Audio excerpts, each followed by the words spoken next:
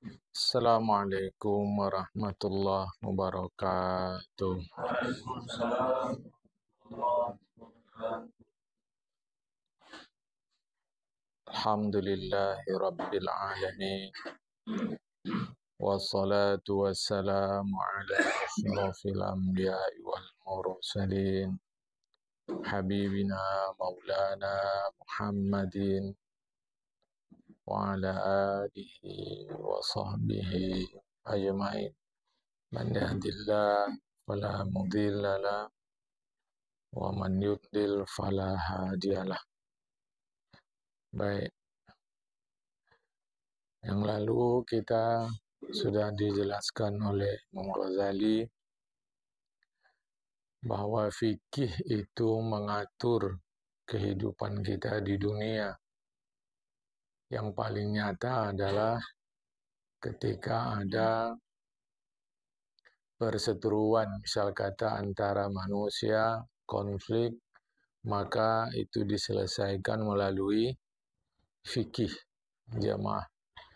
Jadi para penguasa yang mengatur hidup kita memerlukan penjelasan hukum daripada para ulama. Oleh karena persoalan konflik kehidupan itu dalam kehidupan dunia kita ini, maka ahli fikih disebut ulama dunia. Baik. Lantas masalahnya, macam mana yang lain? Yang bukan konflik. Solat, puasa, zakat, dan seterusnya. Apakah itu tidak diurus oleh ulama fikih, ahli-ahli fikih? Itulah kira-kira yang berikut ini jamaah. Qala al-musannifu rahimallahu ta'ala wa nafa'ana bi'ulumihi fid darain amin summa qala fa'in qulta hadha in istaqama laka fi ahkamil hududi dan seterusnya wal jarahati wal gharamati wa fasil khusumat dan seterusnya. Imam Ghazali membayangkan mungkin ada orang yang bertanya, kira-kira begini, jika engkau bertanya, wahai Imam Ghazali, ini penjelasan Anda ini, nistaqama laka, jika adalah penjelasanmu itu sesuatu yang memang tegak lurus, sesuatu yang memang terus-menerus begitulah dia adanya terkait hukum-hukum fisik. Namanya hukum hudud. Hudud itu hukum fisik seperti cambuk, seperti rajam, itu namanya hukum fisik. Wal jarohat,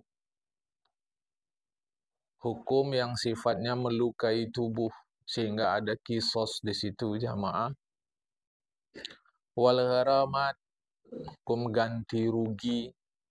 Wa fasil khusumat, dan penjelasan terkait perselisihan permusuhan. Baiklah. Sekarang macam mana pula? Fala yastaqimu fima yashtamilu alaihi rubul ibadati. Penjelasan itu tidak tegak lurus dia. Tidak menyeluruh dia terhadap sesuatu yang dicakup oleh bahagian ibadat. Sebab seluruh kitab Imam Ghazali dalam Ihya ini, seluruh kandungan Ihya itu 4. Ibadat, adat. Adat ini artinya kebiasaan, bukan adat suku. Muhlikat, yang membinasakan jiwa manusia. Supaya mudah kita memahami muhlikat ini, piktor. Pikiran kotor, baru munjiat, pembersih pikiran kotor itu. Luas penjelasan muhlikat, pembinasa, supaya mudah kita faham pikiran kotor. Jadi 4 dia. Ibadat, adat, muhlikat, munjiat. Sedangkan Anda di atas, wahai Imam Ghazali, jelaskan fikih itu, di antara penjelasan Anda di atas itu adalah penyelesaian perselisihan. Nah, dalam kehidupan ini ada saja berselisih A, B, B dengan C, C dan seterusnya. Maka diperlukan kekuasaan untuk mengatur kehidupan ini. Dan penguasa memerlukan penjelasan hukum dalam dia bersikap, bertindak, membuat kebijakan, misal kata. Okey, kalau begitu, penjelasan itu tidak tegak lurus dia. Tidak tegak lurus terhadap bahagian ibadat yang nilainya 1/4. Ibadat, adat, muhlikat, munjiat. Berarti setiap satu nilainya 1/4. Tak mencakup dia nih. 1/4 bahagian itu ibadat. Berupa puasa, berupa salat. Begitu pula tidak mencakup dia 1/4 bahagian adat. Adat di sini artinya tindakan sehari-hari manusia berupa muamalat. Muamalat itu kalau bahasa orang sekarang interaksi. Berupa penjelasan yang halal dan yang haram. Enggak mencakup dia nih. Ini. Sebab kan melulu Tuan Imam Ghazali, Tuan menjelaskan begini. Si A berkelahi misal dengan ini merugikan sana. Supaya tertib hidup ini, maka perlu ada penguasa. Penguasa macam mana dia bertindak kalau tidak ada penjelasan hukum terhadap apa yang akan dia lakukan? Maka diperlukanlah ahli fikih. Lantas macam mana ini? 1/4 yaitu ibadat, 1/4 pula yaitu adat. Ini bagaimana? Apakah ini tidak diurus juga oleh para ahli fikih? Fa'lam anna aqraba ma yatakalamul faqih fi minal a'mali allati a'mal akhirah thalathatun. Al-Islamu was-salatu wal-halal wal-haram. Fa'lam, dijawab Imam Ghazali, yakinlah bahawa sedekat-dekat yang diperbincangkan oleh ahli fikih terkait perbuatan manusia yang dia itu adalah tindakan akhirat. Awas ya jamaah. Jadi kita di dunia ini tempat. Kita di dunia ini tempat. Tetapi perbuatan kita itu sebetulnya adalah perbuatan akhirat. Ini jangan keliru. Jadi dunia ini tempat. Jadi perbuatan kita ini yang di dunia ini, itu dia mestinya adalah akhirat. Jamaah. Mengapa mestinya akhirat? Sebab kita akan tinggalkan sini. Di sini ini akan kita tinggalkan. Akhirat itu adalah akibat daripada apa yang kita buat di dunia. Jamaah. Jadi kata Imam Ghazali, anna aqraba ma yatakalamul faqihu fi minal a'mali allati hiya amal akhirat salasatun. Sesungguhnya sedekat-dekat tindakan manusia yang menjadi perbincangan para ahli fikih, yang perbuatan manusia itu adalah tindakan akhirat. Al-a'malul akhirat. Jadi, jangan silap jamaah. Makanya kita rugi kalau setiap tindakan kita di dunia ini tidak kita niatkan untuk akhirat. Rugi. Salah satu. Itu ada 3, kata Imam Ghazali. 1, Islam. Islam itu apa? Apa Islam itu? Apa yang membuat Islam seseorang menjadi benar? Apa yang merusakkan Islam seseorang? Kedua, solat. Ketiga, halal dan haram. فإذا تأملت منتهى نظر الفقيه علمت أنه لا يجاوز حدود الدنيا إلى الآخرة. وإذا عرفت هذا في هذه الثلاثة فبغيرها أظهر. Apabila kau perhatikan sesungguh-sungguhnya, seserius-seriusnya, bagaimana para ahli fikih itu meninjau segala sesuatu, maka kau ketahuilah bahwasanya la yujawizu hudud ad-dunya ila al-akhirah. Maka kau akan meyakini bahwasanya tiadalah melampaui batas dunia kepada akhirat. Artinya seluruh yang dibincangkan ahli fikih itu berhenti ketika hanya ada di dunia. Di akhirat nggak usah bincang lagi Islam macam mana, nggak ada jamaah. Di akhirat tak usah bincang lagi ini halalkah atau haram. Di akhirat tak usah bincang lagi apa hukumnya kalau kita lupa mengerjakan sholat. Nggak ada, di akhirat nggak ada itu semua jamaah. Sama sekali nggak ada. Sebab di akhirat semuanya adalah urusan mengambil gaji. Nggak kerja kau nggak dapat, kerja dapat. Ini harap dipahamkan jemaah. Jadi jangan nanti kita berfaham nggak apa-apa kita buruk di dunia, asal baik di akhirat. Lah kapan memperbaikinya? Memperbaiki kita di akhirat itu kapan? Jangan berhayal jemaah. Awak buruk-buruk di dunia ini apa? Yang penting di akhirat baik kita. Macam mana cara baik di akhirat? Kalau tidak baik di dunia. Jemaah. Jangan keliru caranya. Jadi penjelasan ahli fikih itu sebatas dunia. Akhirat itu efek. Akhirat itu efek, jemaah. Efek dari kita di dunia ini. Ini jangan salah paham. Mau baik di akhirat, baiklah di dunia. Belum tentu kalau orang baik di dunia ini, baik di akhirat sana. Itu macam mana penjelasannya? Kita orang Islam. Tentu baik di dunia menurut Islam. Jadi kalau kita kata belum tentu baik di dunia, baik di akhirat. Salah lah itu. Baik dia di dunia, pasti baik di akhirat. Belum tentu juga. Kalau baiknya menurut apa dulu? Namanya kita sesama orang Islam ceritanya. Tentunya baik menurut Islam lah. Karena nggak ada lagi baik menurut yang lain. Nah, menurut para koruptor, orang baik itu orang apa? Yang korupsi. Kalau tak korupsi, tak baik dia. Itu para koruptor. Nah, menurut para pedagang yang licik, yang baik itu yang macam mana? Yang dagangnya licik supaya banyak dapat duit.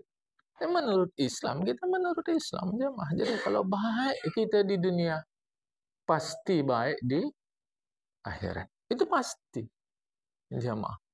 Makanya ya lah, tebuk dada, tanya iman.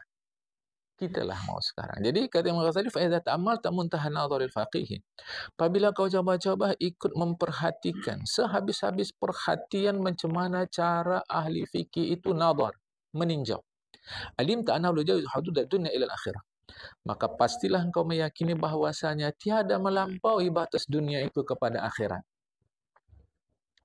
Jadi seluruh penjelasan agama ini hanya untuk kita di dunia ini.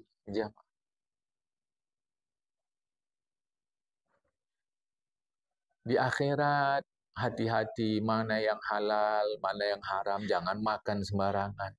Makan apa di akhirat? Coba pikir-pikir ya, Mak. Makan apa? Nanti dibangkitkan Allah di padang mahsyar kita. Ada mie balap situ. Coba. Ini hati-hati nih. Jangan sini nih. Halal apa enggak nih yang jualan. Itu kan di dunia. Bukan di akhirat. Lain cerita surga. Jemaah. Nanti kata hadis kita berkumpul di tempat itu, tempat kumpul itu namanya mahsyar. Mahsyar, karena dia luas kita sebut padang. Maka di Indonesia sebutnya padang mahsyar. Padang itu tempat yang terbuka luas, kita berkumpul. Ya, jadi kalau kepanasan macam mana? Ada kipas? Mana ada? Kipas tuh di dunia. Akhirat tak ada. Jadi fikih itu melulu mengurus dunia. Meskipun tujuannya supaya selamat di akhirat. Kerja aja bagus-bagus. Akhir bulan dapat gaji. Nantilah pas dapat gaji awak serius bekerja. Bahagian pemberi gaji pun heran. Ngapain kau kerja hari ini? Kok rapi kali kau? Ya nama kita. Enggak. Jamaah. Masa bekerja. Masa mengambil gaji. Wa idza harafta hadza, apabila engkau mengenal ini dengan benar, bagaimana cara ahli fikih meninjau fi hadhihi thalathati, pada yang tiga ini, Islam, salat, halal dan haram, fahuwa fi ghairiha alharu. Maka dengan sendirinya tentang selain yang tiga itu lebih nyatalah lagi. Yang tiga ini diurus, tentu yang lain yang lebih dari tiga ini lebih nyata lagi lah diurus oleh para ahli fikih. Artinya kalau yang utama diurus, yang bukan utama dengan sendirinya ikut. Mau kemana bang, sibuk kali? Awak nampak amal lagi, inilah cari makan. Minumnya cari. Dia kan keluar cari makan. Cari minum tidak ada. Cari uang sekolah anaknya tidak ada. Kalau yang bangsa nyewa, cari bayar uang sewa tidak ada. Oh, enggak pak, dia hanya cari makan aja. Nah, cari minumnya lain lagi. Hajab begitu. Yang utama apa? Kan makannya itu. Maka dengan disebut makan, yang lain. Jadi dibincangkan Islam, salat, halal, haram, dengan sendirinya yang lain ikut. Jamaah. Dengan sendirinya. Ini disebut yang utama. Yang lain ikut. Yang utama itu tiga saja, kata Imam Ghazali. Islam itu sendiri, salat, halal dan haram. Kalau udah ulama bilang begini, kita ikut. Maka tidak lebih penting haji daripada salat. Tidak lebih penting puasa daripada salat. Tidak lebih penting zakat daripada salat. Bila kita lebih mementingkan haji, puasa, zakat daripada salat, berarti kita tidak mengikut penjelasan yang dijelaskan oleh para ulama. Lantas kita ikut siapa? Amal Islamu fayatakalamul faqih fima yasihu minhu wa ma yafsudu wa fi syurutihi. Adapun terkait dengan Islam, ulama atau ahli fikih memperbincangkan apa yang masalah fima yusihhu minhu wa ma yufsidu. Ulama memperbincangkan apa yang membuat pengesahan atau apa yang mengesahkan Islam seseorang. Apa yang merusakkan Islam seseorang. Artinya yang membuat orang murtad, keluar dari Islam. Yang membuat Islam seseorang menjadi benar. Apa? Wa fi syurutihi.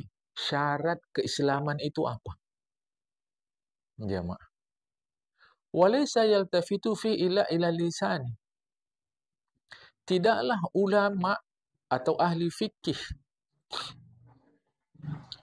terkait dengan Islam seseorang itu meninjau kecuali hanya kepada lisan. Jadi jamaah, perkara Islam itu terkait lisan. Hati-hati ya. Wa ammal qalbu, adapun hati, fa kharijun an wilayatil faqih. Itu di luar urusan ahli fikih. Makanya hati-hati terhadap yang zahir. Keislaman itu urusan zahir. bi azli Rasulillah sallallahu alaihi wasallam arbab as-suyuf wa sultanati anhum. Sekali peristiwa dengan cara Rasulullah Muhammad SAW menegur pemilik pedang dan kekuasaan agar jauh dari urusan hati seseorang. Waktu itu pasukan Islam menang. Dalam proses pertempuran itu ada musuh yang sudah tinggal tebas. Tapi si musuh pandai. Dalam keadaan terdesak, dia bersyahadat. Oleh sahabat tetap dipancung. Tetap ditebas. Nah, begitu sampai kabar kepada Rasulullah, mengapa kau bunuh? Kata sahabat, ini Islamnya pura-pura. Hanya karena terdesak, tebas. Nah, karena dia terdesak, dia mengucap syahadat, itu akal-akalan, tebas. Sahabat yang menebas ini ditegur oleh Rasulullah. Bi azli Rasulullah SAW arbaba suyufi. Rasulullah menjauhkan pemilik pedang dan pemilik kekuasa dari mengurus hati orang itu. Mengapa? Karena Islam hanya urusan zahir. Islam urusan zahir. Sehingga kata Rasulullah, halla syaqaqta an qalbihi. Halla syaqaqta an qalbihi. Ala, sudahkah kau belah hatinya sehingga kau tahu di dalam hatinya bahwa dia Islam pura-pura. Tengok. Tengok jemaah. Itu yang selalu saya bilang sama kita. Ada perbatasan kita. Kita hanya sebatas zahir. Dilarang Rasulullah. Halla syaqaqta an qalbihi. Ya. Tapi halla itu kalau bahasa kita, ala, tahu kau rupanya. Itu bahasa kita ya, Mak. Jadi ala bahasa kita itu dari Arab. Halla. Halla syaqaqta an qalbihi. Ala, dah kau tengok rupa, dah kau belah dada dia, nampak kau hati dia bahawa dia Islam pura-pura. Bahwasanya dia itu mengucap syahadat karena terdesak. Tengok aja, Mak. Jadi kita tidak berhak untuk menghakimi dalaman seseorang. Tahunan kita ngaji subuh ini, cerita dalaman itu untuk mengoreksi diri kita sendiri. Kita nggak ada hak. Hanya karena dia istri kita, ada pertanggungjawaban di akhirat, kita pun tak berhak menghakimi dalaman istri kita. Tapi karena kita bertanggung jawab, ya kita bermusyawarah dengan istri, berbincang dengan istri, mengapa lakukan begini, kok tidak lakukan begitu. Sebatas apa yang dia jawab secara zahir, kalau salah kita perbaiki, kalau benar kita teguhkan. Karena dia suami kita, sebiduh, sekayuh jamaah, kita tak mau kita baik, dia buruk, maka secara zahir kalau kita tengok buruk, ya kita perbaguskan. Kita tak tahu dalamannya. Begitu kita kepada anak juga. Jadi lebih sebagai tanggungjawab, bukan penghakiman.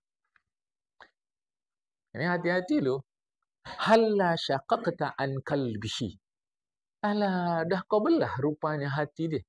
Sehingga kau tahu dia itu mengucap syahadat karena terdesak. Hadis ini sahih, riwayat Imam Bukhari Muslim. Filladhi, cakap Rasulullah itu, filladhi qatala man takallama bi kalimatil islami mu'tadiran bi annahu qala dzalika min khawfi saufi. Min khawfi sayfi. Hadis itu terkait dengan sahabat yang menebas seseorang yang mengucapkan kalimat syahadat. Alasan sahabat menebas dia karena dia mengucap kalimat syahadat itu sebab takut dibunuh. Jadi kalau dia udah syahadat, Islam tak dibunuh. Ini situasi perang. Jamaah. Ini hati-hati juga ya. Hati-hati juga. Makanya kita tidak menunda. Dalam kehidupan nanti orang akan bilang, Jangan buruk-buruk sangka. Bukan. Dalam kehidupan ini ada lagi namanya konsep berhati-hati. Ada konsep berhati-hati, jamaah ya. Jadi ini memang harus telitilah, harus teliti, jamaah ya. Bal yahkumul faqih bi sihhatil islami tahta dhilali suyufi.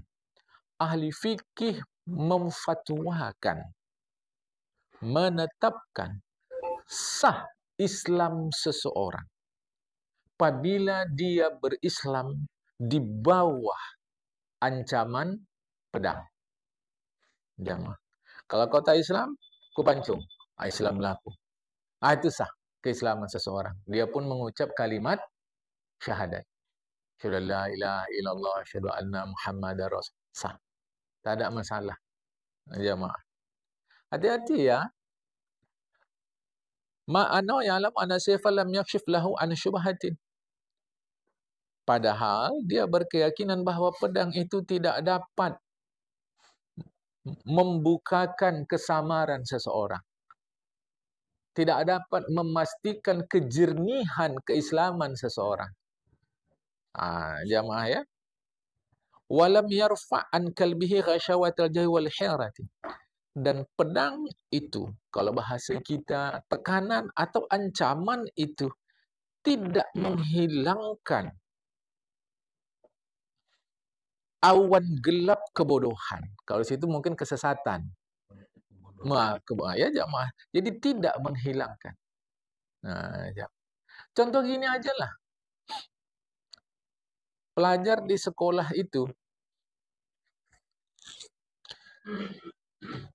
mungkin ada yang malas-malas itu belajar. Tapi karena istilah anak sekolah, gurunya kiler. Gurunya kiler, dia tetap belajar. Serius. Dia tetap serius. Apakah kilernya si guru itu, jamaah, menjadi alasan bagi kita bahwa ini tak belajar nih. Ini sebetulnya tak belajar nih. Karena gurunya aja ini. Boleh kita bilang begitu. Secara agama tak boleh. Jamaah. Secara agama tak boleh. Sudahlah. Karena nanti kita akan menuduh-nuduh orang. Itu yang mau ditinjau oleh agama. Kau sebetulnya pemalasnya kau nih. Karena guru kau aja. Itu tak dibenarkan dalam Islam. Jamaah. Itu tak dibenarkan. Meskipun pada hakikatnya killernya si guru itu tidak menghilangkan kemalasan si pelajar. Apa bukti? Apa bukti? Di rumah dia tak belajar. Kalau nanti ganti guru dia malas-malasan. Tetapi kita tak masuk situ, jemaah. Walakinnahu musyirun ala sahibis sayfi. Tetapi apa yang dijelaskan Rasulullah itu memberi isyarat kepada pemilik pedang. Fa inna sayfa mumtaddun ila raqabatihi wal yada mumtaddatun ila malihi. Bahwa pedang itu terhunus ke tengkuknya, sedangkan kekuasaan terhadap hartanya. Jadi waktu perang itu jamaah kan nanti ada harta rampasan perang.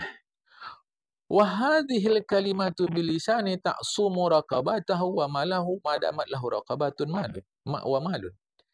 Kalimat syahadat dengan ucapan lidahnya itu memelihara tengkuknya, memelihara lehernya dari ancaman pedang. Itu menjaga hartanya dari perampasan kekuasaan. Karena waktu kita perang itu jamaah, ketika kita perang menghadapi musuh, kalah dia, kita punya kuasa mengambil harta dia yang disebut rampasan perang. Dan itu berlaku umum. Berlaku umum jamaah. Sampai sekarang. Sampai sekarang. Jadi sekarang ini kalau ada perang-perang di dunia, tengoklah. Itu mesti ada sasaran harta yang mau diambil. Jamaah. Ambil. Tetapi Nah, meskipun nanti kalau kita cerita Islam, harta rampasan perang itu ada model macam-macam. Jamaah, ada rampasan yang diambil ketika mereka kalah, ada belum sempat perang mereka lari kita dapat, ada pula nanti milik personil militer yang ikut perang.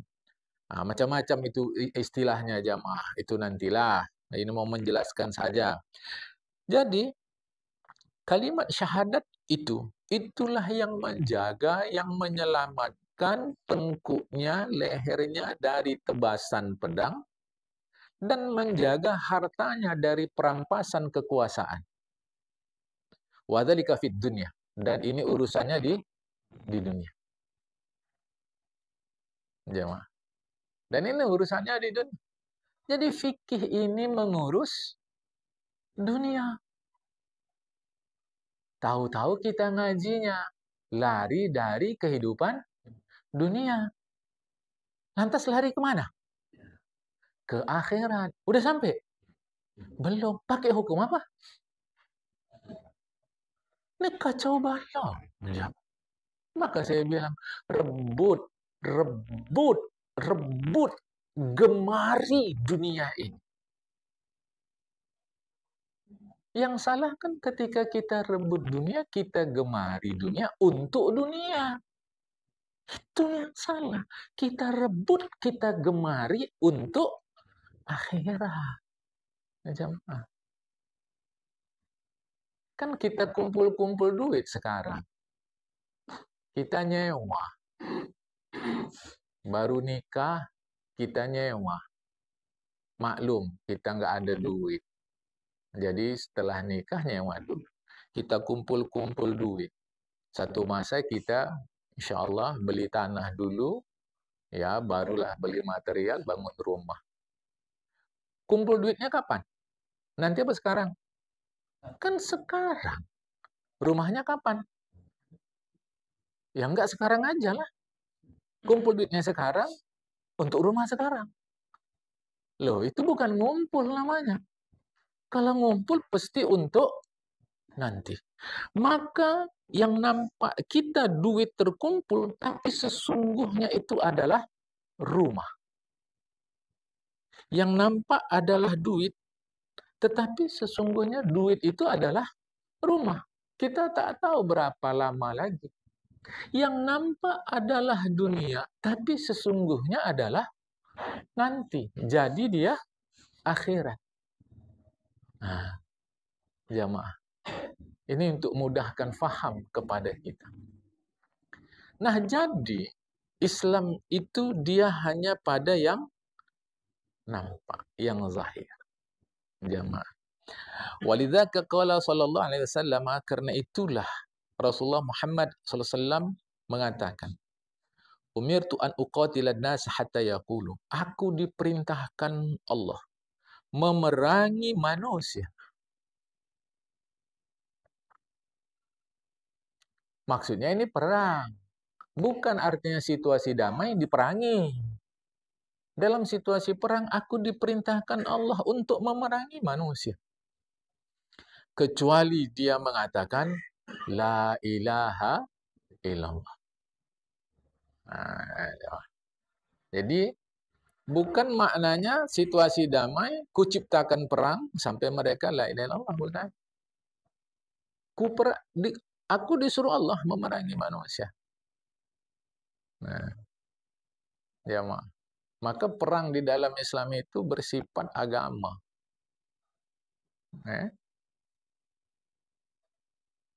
Jadi bukan dia menciptakan peperangan, bukan. Kalau memang situasinya harus perang, perang. Nah, itulah aku disuruh Allah memerangi manusia. Dalam perang-perang itu mereka mengucap la ilaha illallah. Apabila mereka sudah mengucapkan kalimat la ilaha illallah, faqad asamu minni dima'ahum wa amwalahum. Sungguh mereka melindungi, menyelamatkan darah dan harta mereka dariku, kata Rasulullah. Jamaah.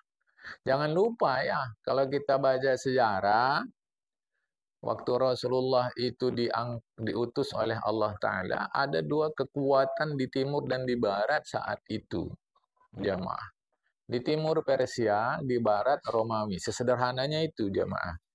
Dan penguasa itu selalu berupaya untuk perang demi perluasan daerahnya, jamaah. Demi perluasan. Dan itu sampai sekarang. Cuma sekarang yang diluaskan bukan daerah fisik. Misal kata rumahnya 20 meter, cara kita mau diluaskan jadi 25 meter. Bukan itu sekarang jamaah. Yang mau diperluaskan sekarang pengaruh.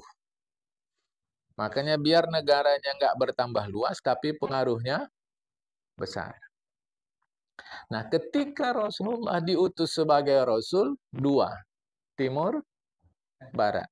Timur Persia, Barat Romawi.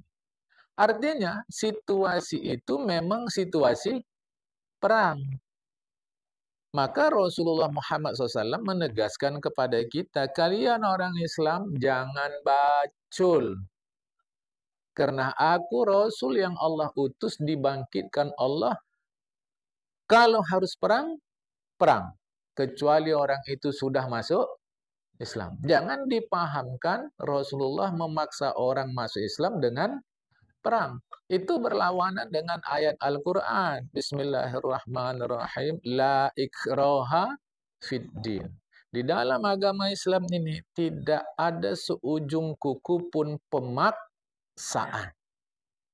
Nah, ini cara memahami itu harus begitu. Disambung-sambungkan ayat hadis ini dengan hadis sana, ayat ini dengan ayat sana, seterusnya jemaah. Ini hati-hati. Jadi kita orang Islam ini jangan jadi bacul. Harus berani, jamaah. Nah, itu begitu kira-kira itu, jamaah. Nah, perhatikan kata Imam Ghazali. Hadis ini sahih riwayat Imam Bukhari Muslim.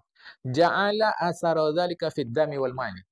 Rasulullah menjadikan kalimat syahadat itu memberi efek, memberi pengaruh kepada darah dan harta. Darah itu nyawa, jamaah. Nyawa dan harta. Nah, ini mau hati-hati, ya. Jangan nanti difahamkan orang Islam memaksa orang masuk Islam. Tidak. Sebab itu kan di dalam Islam orang kafir itu ada 4. Ada kafir harbi, ada kafir musta'min atau musta'man, ada mu'ahid atau mu'ahad, ada kafir dhimmi. Kafir harbi yang memerangi orang Islam. Kafir musta'min yang minta suaka politik dengan pemerintahan Islam. Mu'ahid yang melakukan gencatan senjata. Kafir dhimmi yang hidup aman di tengah-tengah pemerintahan yang berdasarkan Islam. Hanya karena sekarang hampir tak ada lagi yang berdasarkan Islam di muka bumi ini, jamaah saya bilang hampir tak ada, bukan tak ada, hampir tak ada, maka yang hidup damai dengan umat Islam pun dipandang sebagai kafir dhimmi. Nah, kalaulah kita berfaham berdasarkan hadis Imam Bukhari Muslim ini bahwa orang kafir mesti dibunuh supaya masuk Islam, tak cocok dengan penjelasan ini. Tak cocok dengan ayat Al-Quran yang mengatakan tidak ada sebentuk, sebarang, seujung kuku, sedikit pun pemaksaan di dalam agama Islam. Tak cocok. Makanya kita memahami hadis ini terkait dengan situasi perang. Jadi aku diperintahkan Allah memerangi manusia kecuali mereka mengucap kalimat la ilaha illallah. Ya, artinya kalimat itu berpengaruh, memberi efek kepada nyawa dan harta. Wa mal akhiratu fala tanfa'u fil aqwal. Adapun di akhirat cakap tidak memberi manfaat. Bal anwarul qulubi asraruha wa ikhlasuha. Tetapi di akhirat yang bermanfaat itu adalah cahaya hati. Rahasia hati, ketulusan hati. Itu yang bermanfaat di akhirat. Jamaah. Lah karena kita mau ke akhirat, maka kita orang Islam lisan diperbaguskan supaya hukum-hukum di dunia ini berlaku kepada kita, dan hati pun diperbaguskan. Karena lisan bermanfaat di dunia, hati bermanfaat di akhirat. Karena itulah ketika di akhirat orang kafir, saya tak sebut agama tertentu, asal selain Islam disebut kafir. Karena itulah di akhirat, orang kafir tidak lagi ucapannya bermanfaat. Karena itulah di akhirat, orang yang pelit di dunia, keseriusan, kesungguhan, tekadnya di akhirat nggak lagi bermanfaat.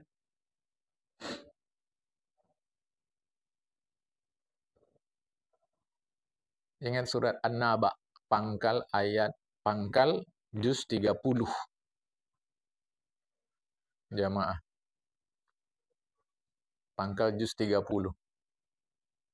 Ujung-ujung ayat, ujung surat, bismillahirrahmanirrahim.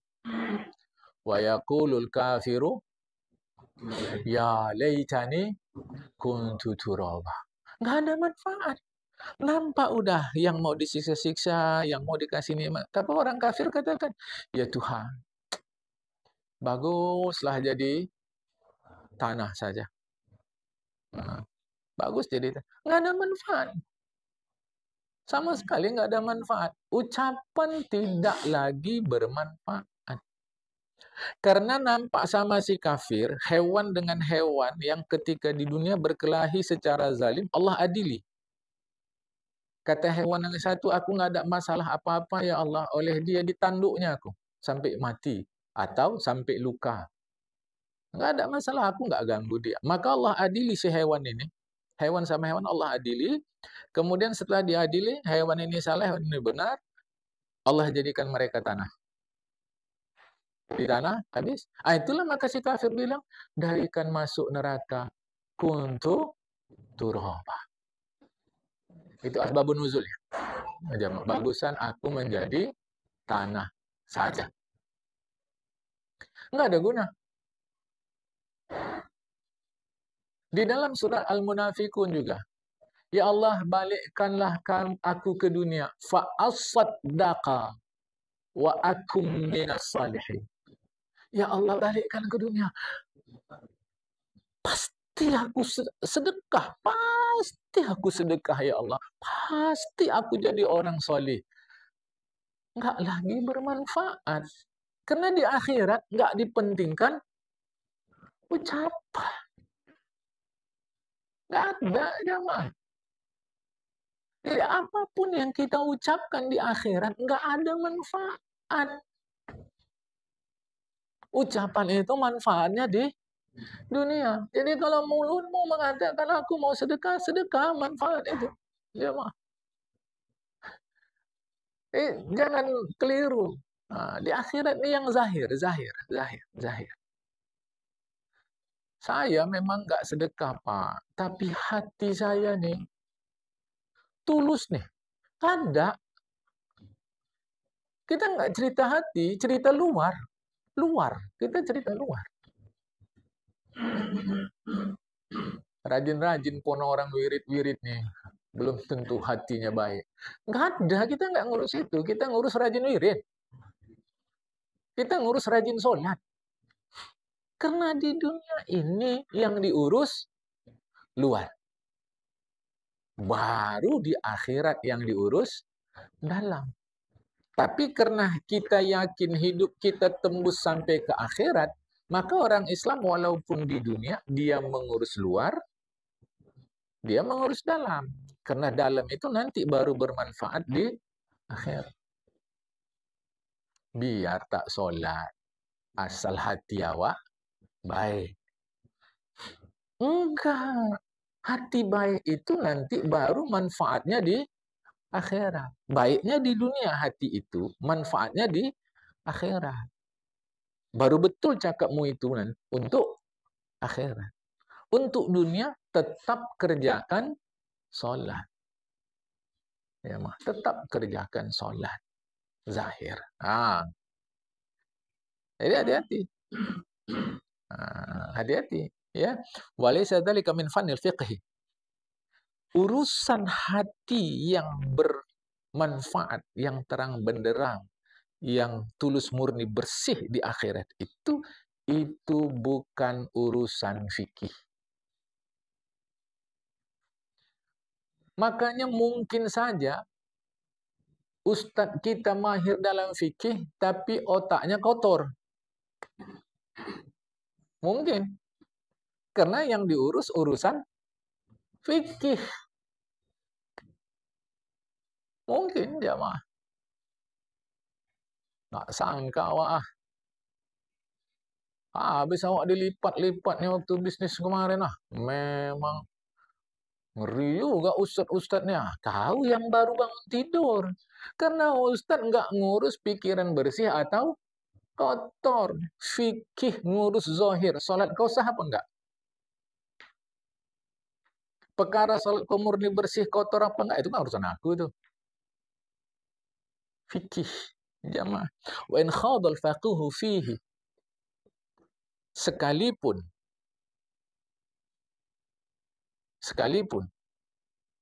dia ingin terlibat di dalam urusan itu. Dia tidak jamaah. Karena adalah ahli fikih itu kama law khada fil kalami aw tibbi kana kharijan an fannihi. Sebagaimana ahli fikih kalau dia ingin terlibat dalam mengurus ilmu kalam, ilmu tauhid atau ilmu kesehatan, maka dia mencampuri sesuatu yang itu bukan bidangnya. Karena kharijan an fannihi. Dia di luar keahliannya. Jamaah. Jadi ada ahli fikih, ada ahli ilmu kalam, ada yang lain-lain. Jamaah. Ketika ahli fikih mencampuri ilmu kalam, berarti dia mencampuri bukan bidangnya. Fikih melulu hukum secara kasat mata. Jamaah. Imam Abu Hanifah pernah berfatwa air di bak, kita katalah bak supaya mudah faham. Air di bak kita banyak, bukan 2 kulah saja. Banyak, lebih dari 2 kulah. Kalau tetesan wuduk masuk ke situ, airnya lebih dari 2 kulah, airnya boleh dipakai. Jamaah, suci lagi menyucikan. Orang bukan air najis yang masuk, bukan air suci yang berwarna, bukan. Air biasa.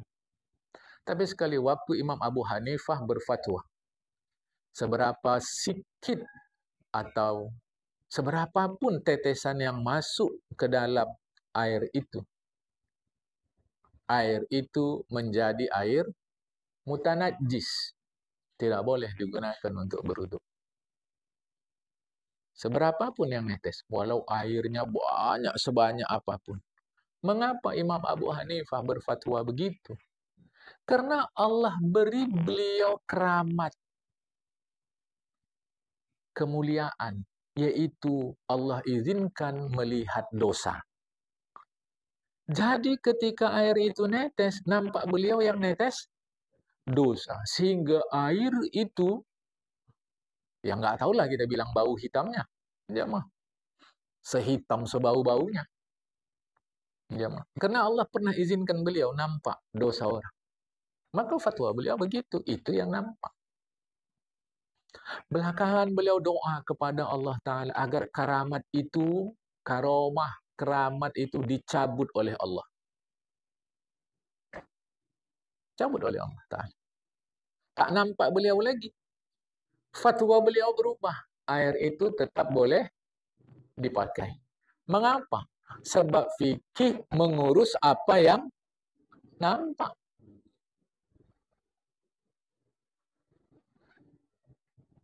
Kenapa kau ulang solat zuhur kau? Tak enak awak rasa solat imamnya itu macam awak tengok tadi dia solat bawa najis. Tak boleh. Nampak kau najis. Memang enggak Pak, tapi awak rasa tadi itu ada. Oh, hukum bukan persoalan rasa. Maka tak perlu mengulang solat. Hukum fikih apa yang didengar, apa yang nampak. Jemaah. Jadi cemana solat awak ya? Nggak ada cemana-cemana. Nampak kau bernajis pakaian dia? Tidak. Cuma awak rasa hitam-hitam awak tengok tadi. Kotoran cecak nih. Kalau nengok bentuknya nih, Pak, ini kotoran cecak. Awak rasa, iyalah. Yakin. Yakin apa? Iyalah yakin. Maka tak berlaku. Solat zuhur kita sudah sah. Tidak perlu diulang. Fikih semudah itu. Fikih sesederhana itu. Kita yang kadang-kadang mempersulit diri. Ini gimana nih? Ini najis enggak nih? Ragu awak dekat karpet ini. Karpet itu aja lah. Apa dasarmu ragu? Itu ada hitam-hitam. Tantatek cecak. Enggak bisa. Sampai kita pasti itu benda najis. Apa yang saya ceritakan tentang Imam Abu Hanifah itu diceritakan oleh Syekh Abdul Wahab Asy-Sya'rani. Jamaah, di kitab beliau. Beliau ceritakan ini. Jadi fikih itu melulu zahir. Maka ahli fikih kalau memang dia ahli, dia membincangkan sifat Allah Ta'ala, berarti dia mencampuri yang bukan urusannya. Itu sudah di luar daripada fan dia, di luar daripada keahlian dia. Jamaah. Fikih melulu zahir. Ini harap waspada, harap hati-hati, jamaah. Ya, dan saya mau bagi tahu fikih itu nggak ada kurasa. Jadi kalau kita nanya nanti sama guru kita, ini saya ingat saya ini waktu saya ngaji dulu lah, ini tak boleh. Fikih tak ada begitu. Hukum fikih 5 saja. Halal, haram, wajib, sunat, makruh. Tak ada seingat saya. Jadi setidak ingat dia macam mana? Jamaah. Nah, ini tak bisa. Jadi hukum tu mesti dia pasti. Ya. Baik. Itu Islam. Nah, nanti urusan luas tentang Islam, tentu di dalam ilmu kalam. Apa itu Islam? Apa yang membuat Islam seseorang sah? Apa yang membuat Islam seseorang gugur sehingga murtadlah dia? Kalau gugur, apa akibat hukumnya? Dan kalau dia mau tobat, mau tobat kembali masuk Islam, jadilah dia mu'allaf. Setelah dia murtad, apa hukumnya pula? Itu diurus nanti dalam ilmu kalam. Yang kedua, salat. Amma salatu fal faqih yufti bis sihhati idza ata bi suratil a'mali ma'a zahiri syuruti wa in kana ghaflan fi jami' salat min awwal li akhirha mashghulan bi tafakkur fi hisabi mu'amalati fi as-suq illa 'inda takbir. Wa hadhihi salat tanfa' fil akhir. Kama qala bil lisan fil Islam la yanfa' walakin al-faqih yufti bis sihhat ay an inna ma fa'alahu hasala bi imtithalu sighati al-amri wa inqata'a bi anhu al-qatl aw at-ta'zir. فمن خشوع حضار القابلات وعمل الآخرة وبه ينفع العمل الظاهر لا يتعارض له الفقيه ولو تعارض له لكان خارجا عن فنه. Adapun salat, ahli fikih itu hanya memfatwakan salatnya sah atau tidak. Sebatas bentuk zahir salat itu kalau terpenuhi syarat-syarat zahir. Adapun perkara lalai dia sepanjang salat, sibuk dengan memikirkan urusan bisnis jual beli dia dipajak, kecuali waktu takbir sajalah misal kata, itu bukan urusan. Solat seperti ini memanglah tidak bermanfaat di akhirat. Salatnya tidak bermanfaat di akhirat. Jamaah. Dalam pengertian tidak bermanfaat di akhirat, jamaah, dalam pengertian tidak bermanfaat di akhirat, nggak ada untung. Kecuali hanya melepaskan tanggung jawab dia sudah salat. Itu saja. Jamaah. Itu saja.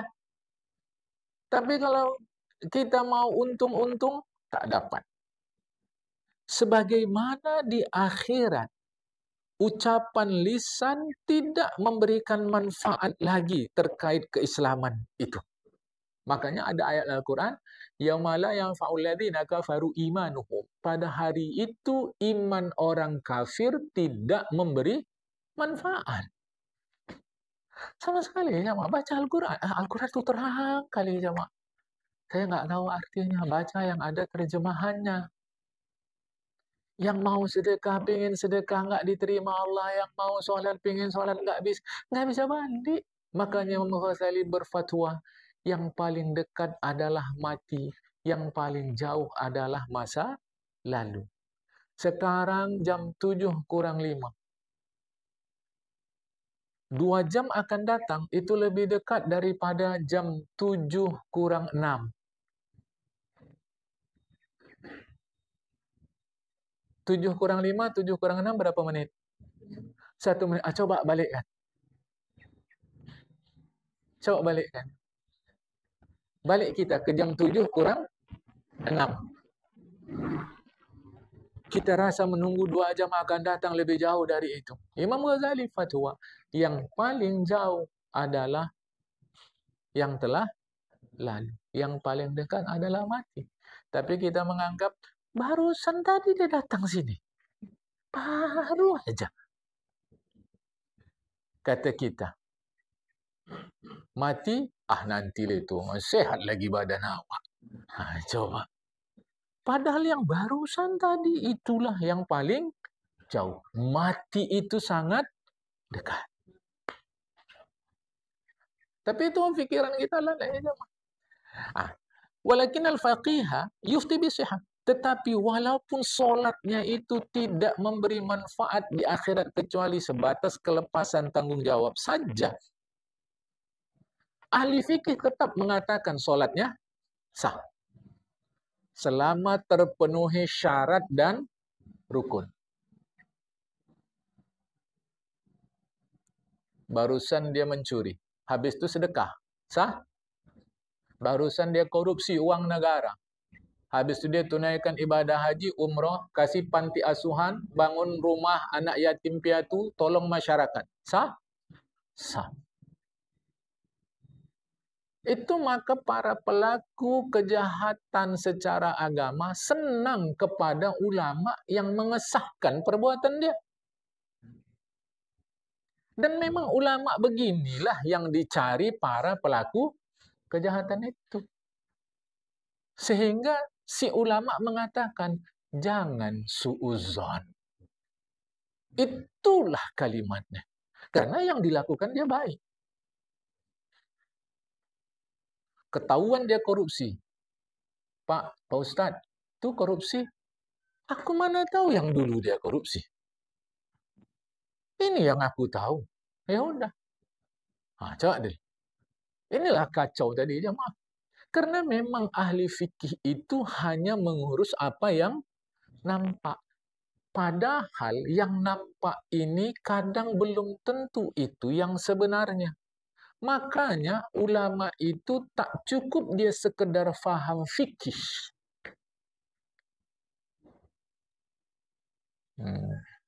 Tapi karena kita simpati betul sama ustaz yang satu ni, karena dia betul memang ahli fikih dia, bukan agak-agak ahli je mah.